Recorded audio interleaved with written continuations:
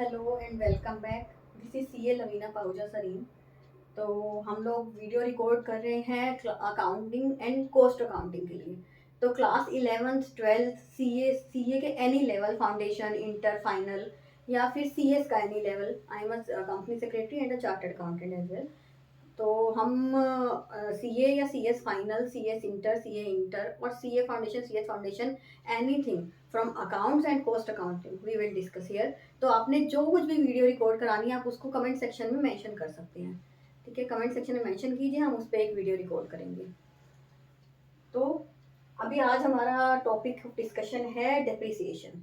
तो डेप्रिसिएशन क्या होता है? फर्स्ट थिंग इज डेप्रिसिएशन क्या होता है? Depreciation is expense.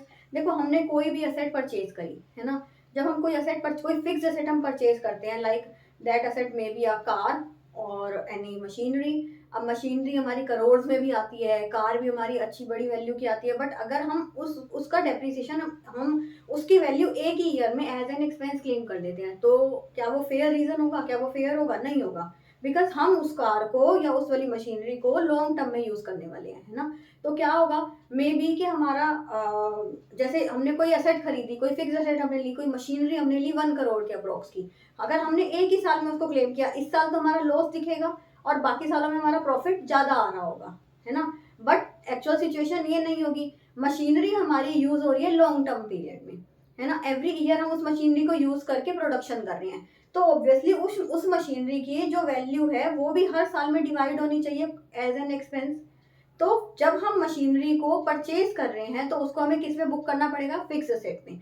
और उसके बाद एवरी ईयर जैसे जैसे उसकी वैल्यू रिड्यूस होती जाएगी, उसको यूज करके हम प्रोडक्शन करते जाएंगे, हम उस वैल्यू को जो डेप्रिशिएट हुई है उसको डेप्रिसिएशन को एक्सपेंस बुक कर लेंगे, है ना।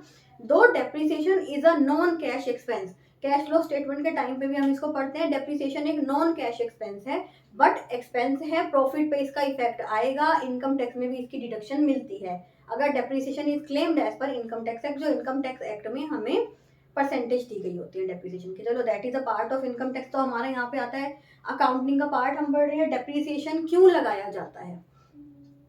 डेप्रिसिएशन लगाने के कुछ रीजन हमने यहाँ पे डिस्कस कर रहे हैं, है ना। डेप्रिसिएशन एक रीजन हमने डिस्कस किया, नॉर्मल वियर एंड टीयर, जैसे जैसे हम यूज कर रहे हैं उसकी वैल्यू कम होती जा रही है, हम हर ईयर में डेप्रिसिएशन लेते जा रहे हैं। तो यहाँ पे हमने कुछ पॉइंट्स पढ़ रहे हैं। First point is normal wear and tear, है ना। Normal wear and tear due to its use. Use होते होते नॉर्मल वियर एंड टीयर, जैसे यूज हो रहा है उसकी वैल्यू कम हो रही है तो उसको हम डेप्रिशिएट कर रहे हैं। Second thing is passage of time. देखो, कोई भी असेट हमारे पास पड़ी हुई है, कोई भी फिक्स असेट, कोई मशीनरी या कोई कार हमारे पास पड़ी है, पर अगर हम उसको ज्यादा यूज नहीं कर रहे, आपको क्या लगता है उसकी वैल्यू कम नहीं होगी? वैल्यू कम ऑब्वियसली होगी। चाहे हमने उसको स्टोर में बंद करके रख दिया, फिर भी हमारी वैल्यू, अगर हम कह रहे हैं ना 5 साल से हमारी कार एक गैराज में ही पड़ी है, फिर भी 5 साल बाद उसकी वैल्यू ड्रेस्टिकली चेंज हो चुकी होगी, है ना। वैल्यू बहुत डाउन हो चुकी होगी, तो ऑब्वियसली एवरी ईयर डेप्रिसिएशन तो चल ही रहा है, चाहे हम उसको यूज करें चाहे ना करें। तो with the passage of time there will be depreciation. तो फ्लक्स ऑफ टाइम या पैसेज ऑफ टाइम हमारा डेप्रिसिएशन तो लगेगा ही लगेगा। सेकेंड थिंग हमारी आती है, थर्ड थिंग हमारी आती है ऑब्सोलिसेंस। अगर हमारी कोई ऑब्सोलीट हो गई, कोई असेट हमारी ऑब्सोलीट हो गई। ऑब्सोलीट होने के रीजंस हो सकते हैं, क्या क्या? Technological changes.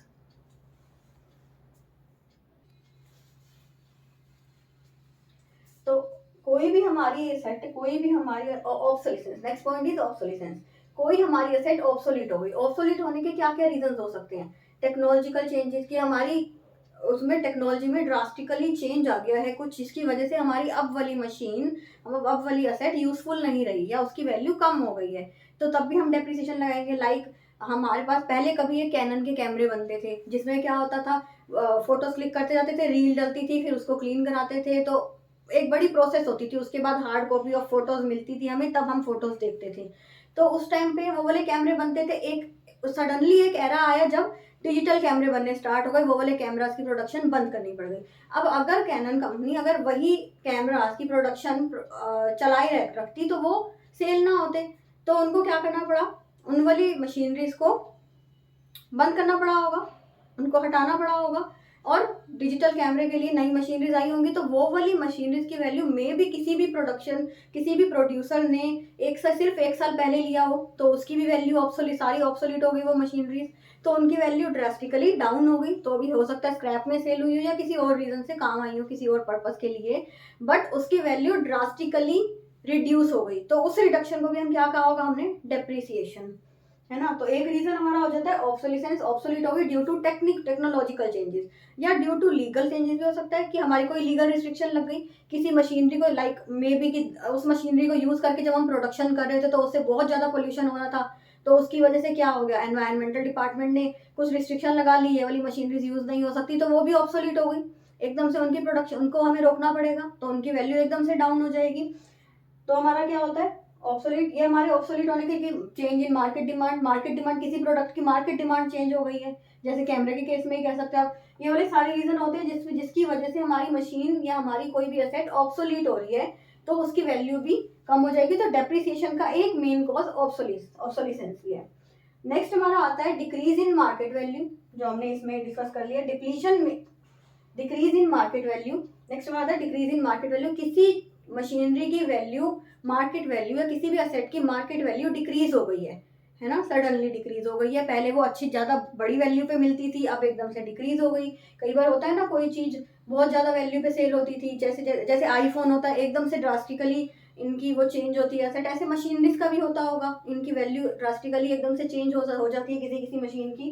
तो जैसे ही मार्केट वैल्यू डिक्रीज होगी तो डेप्रिसिएशन लगाना पड़ेगा, उसकी वैल्यू को बुक्स में भी डिक्रीज करना पड़ेगा। Depletion mainly in case of mines, deplete होना क्या होता है, असेट का डिप्लीट होना, लाइक माइंस है, डिप्लीट मतलब एग्जॉस्ट होना, कि हमारा एक टाइम पे आके उनकी वैल्यू खत्म हो जाएगी, एग्जॉस्ट हो जाएगी। माइंस है, माइंस में से आप कब तक नेचुरल रिसोर्स निकाल सकते हो, जरूर अनलिमिटेड तो होता नहीं है, जब तक नेचुरल रिसोर्स निकल रहे हैं तब तक उसकी वैल्यू है, उसके बाद एग्जॉस्ट हो जाएगी। तो माइंस की वैल्यू एक टाइम पे बहुत ज्यादा होती है, जैसे जैसे उसमें से नेचुरल रिसोर्स निकल जाते हैं उसकी वैल्यू नील बच जाती है। तो depletion mainly in case of mines and natural resources, तो depletion is also a main cause of depreciation. Then हमारा आता है अबनॉर्मल फैक्टर। अबनॉर्मल फैक्टर जैसे अर्थक्वेक आ गया, फ्लड आ गया, उसकी वजह से कोई भी हमारी फिक्स एसेट खराब हो गई है, कोई भी फिक्स एसेट की वैल्यू चेंज हो गई है, डाउन हो गई है, तो भी हम क्या करेंगे, डेप्रिसिएशन बुक कर लेंगे, that is also a cause of depreciation. तो these are the main reasons of depreciation. कौन कौन से रीजंस हैं, normal wear and tear, passage of time, obsolescence, decrease in market value, depletion and abnormal factors, ये सारे हमारे reasons हैं depreciation के। अब डेप्रिसिएशन कैलकुलेट कैसे किया जाता है इसके बारे में पढ़ेंगे। डेप्रिसिएशन क्यों लगाते हैं ये तो पढ़ लिया हमने, इसी रीजन की वजह से डेप्रिसिएशन लगाया जाएगा, कहाँ चार्ज किया जाएगा, एक्सपेंस में किया जाएगा। अब कैसे कैलकुलेट किया जाएगा डेप्रिसिएशन ये पढ़ेंगे। दो तरीके होते हैं हमारे पास, दो मेथड्स मेनली होते हैं, वैसे तो मेथड्स और भी होते हैं बट मेनली दो मेथड्स होते हैं डेप्रिसिएशन कैलकुलेट करने के। वो दो मेथड्स कौन से होते हैं,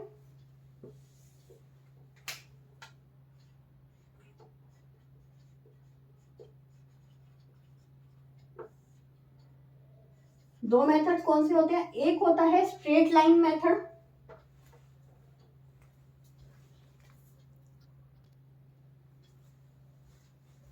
दो मेथड्स होते हैं हमारे डेप्रिसिएशन के, एक होता है स्ट्रेट लाइन मेथड और एक होता है हमारा WDV, written down value method. Straight line method नाम से ही पता चल रहा है कि एक straight line, it means every year same amount will be charge as depreciation, ठीक है, year 1, year 2, year 3, year 4 same amount will be charge as depreciation every year, है ना। तो हमारा क्या होता है स्ट्रेट लाइन मेथड, इसको हम ओरिजिनल कॉस्ट मेथड भी बोलते हैं, ठीक है। इस वाले केस में कैसे डेप्रिसिएशन निकाला जाएगा, कैसे निकाला जाएगा, जैसे हमने कोई भी एसेट ली, ठीक है, सपोज करो हमने एक कार ली 20 लाख की, ठीक है। अब हम कहते हैं इस वाली कार की useful life will be 10 years, 10 years इसकी यूजफुल लाइफ है, ठीक है। और after 10 years it will be sold as 2 lakhs, for 2 lakhs it will be sold for ₹2 lakhs। तो क्या करेंगे, हमारी वैल्यू कितनी डेप्रिशिएट हुई, 20 लाख में से 2 लाख तो हमें फिर भी मिल जाएंगे, तो 18 lakhs विल बी डेप्रिशिएटेड, है ना। तो डेप्रिशिएट हमारी 18 lakhs हो गई, तो 20 lakhs में से 2 lakhs हटा दो, 18 lakhs will be total depreciation, total depreciation of 10 years. तो इसको डिवाइड कर दो 10 से, तो every year will be charge rupees 1.8 lakhs as expense. तो depreciation every year depreciation will be charge rupees 1.8 lakh, है ना। तो हर साल का डेप्रीसिएशन कितना हो जाएगा 1.8 लैक्स। हमारी टोटल वैल्यू डेप्रीशिएट हुई 18 lakhs, depreciation every year 1.8 lakhs. That is straight line method कि एवरी ईयर हम सेम डेप्रीसिएशन चार्ज करते हैं, ठीक है। जिसको थोड़ा सा हम मोस्ट ऑफ द केसेस में हम इसको सही नहीं कह सकते, है ना, which is not very relevant, है ना। तो क्या होता है WDV, लाइक हमें पता है कि किसी भी असेट की वैल्यू फर्स्ट ईयर में ज्यादा कम होती है, फिर सेकेंड ईयर में थोड़ी उससे कम होती है, फिर थर्ड ईयर में थोड़ी कम, धीरे धीरे करके डेप्रीसिएशन कम हो जाता है। एक्चुअल चीज ये होती है which is done in return down value method. Like हमें इसमें हम इसको और हम क्या कहते हैं, डिमिनिशिंग वैल्यू मेथड भी कहते हैं। इनके और भी नाम होते हैं, तो वो भी हम एक बार डिस्कस कर लेंगे, या आप बुक में देख सकते हैं अपनी, डिमिनिशिंग वैल्यू मेथड, ठीक है। इसमें हम क्या करते हैं, रिटर्न डाउन वैल्यू, पहले हम हर साल हम रिटर्न डाउन वैल्यू निकालते हैं, उसके ऊपर डेप्रिसिएशन लगाते हैं। जैसे फर्स्ट ईयर में हमारी कार की वैल्यू 20 लैक्स, ठीक है, हमने डेप्रिसिएशन लगाया 10%, तो फर्स्ट ईयर का डेप्रिसिएशन कितना हो गया 2 लैक्स। अब क्या करेंगे हम, एंड ऑफ फर्स्ट ईयर पे हम क्या करेंगे, अपना WDV निकालेंगे, रिटर्न डाउन वैल्यू कितनी है वो निकालेंगे। रिटर्न डाउन वैल्यू कितनी होगी डेप्रिसिएशन लगने के बाद, 20 लैक्स माइनस 2 लैक्स इज 18 लैक्स, है ना। फिर अब जो डेप्रिसिएशन लगेगा ना सेकेंड ईयर में, वो इस 18 लैक्स पे लगेगा, है ना। तो सेकेंड ईयर में डेप्रिसिएशन कितना हो जाएगा, सेकेंड ईयर डेप्रिसिएशन कितना, 18 लैक्स के ऊपर 10%, इट मीन्स 1.8 लैक्स। मतलब एंड ऑफ सेकेंड ईयर पे हमारी WDV कितनी आएगी, 18 lakhs minus 1.8 lakhs, it means 16.2 lakhs.